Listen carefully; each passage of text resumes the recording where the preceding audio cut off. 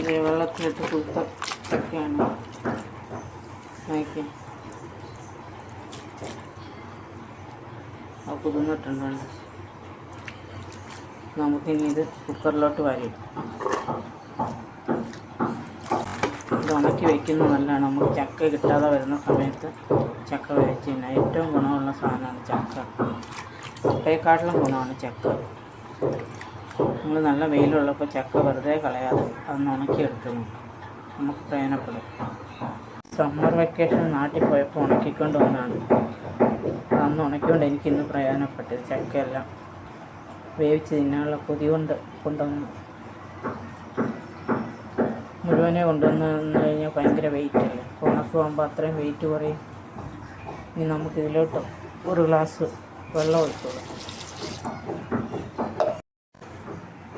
മഞ്ഞപ്പൊടി ഇട്ടു. ഇനി ഇത് നമുക്ക് അടച്ച് വെച്ച് 2 വിസിൽ വരെ ഒന്ന് വേവിക്കാവേ. ചക്ക വേകുമ്പോഴത്തേന് ഞാൻ മീൻ റെഡിയാക്കട്ടെ. കുറച്ച് ജീരകം, 3-4 പച്ചമുളക്, ആവശ്യത്തിന് വെളുത്തുള്ളി, അല്പം കറിവേപ്പില, കുറച്ച് ചെറിയുള്ളി.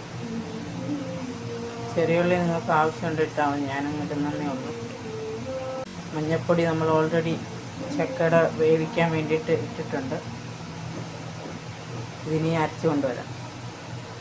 ചെറുതായിട്ടൊന്ന് ചതച്ചാൽ മതി. ചക്കയ്ക്കുള്ള മസാല റെഡിയാണ്. അല്പം മഞ്ഞൾപ്പൊടിയും കൊണ്ട് ഇട്ടിട്ടുണ്ട്. നമുക്ക് ചക്ക വെന്തോന്ന് നോക്കാം. നമ്മുടെ ചക്ക വെന്തിട്ടുണ്ട്.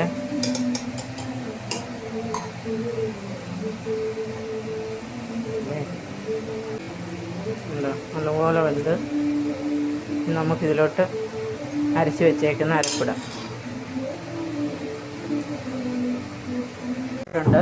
ഇനി നമുക്കിതിനെ നല്ലപോലെ ഒന്ന് പുരട്ടിയെടുക്കാം.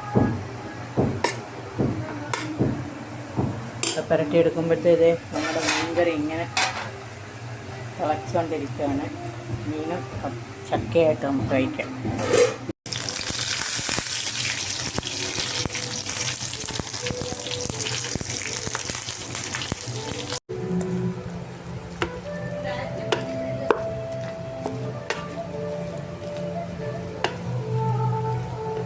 നല്ലപോലെ ഇളക്കിയെടുക്കുക. നല്ല മസാല എല്ലായിടും പിടിക്കും.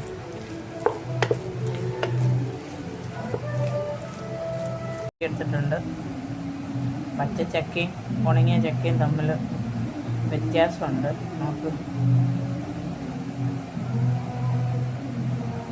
നമുക്കിതിലോട്ട് കടുക് പൊട്ടിച്ച് വയ്ക്കാം. ഞാൻ ആദ്യമായിട്ടാണ് ഉണങ്ങിയ ചക്ക വേവിച്ചെടുക്കുന്നത്. കടുക് പൊട്ടിച്ച് ഇട്ട് കൊടുക്കുക. സൂപ്പർ ചക്കയാണ്, നിങ്ങളും ട്രൈ ചെയ്ത് നോക്കാം. ഇപ്പോൾ നമുക്കിത് മീൻകറിയും കൂട്ടി കഴിച്ച് നോക്കാം. മീൻകറിയും ചക്കയും മാങ്ങ അച്ചാറും കൂട്ടിയിട്ട് ഒന്ന് കഴിച്ച് നോക്കാം. നമുക്ക് എങ്ങനെ ഉണ്ടെന്ന്. അച്ചാറും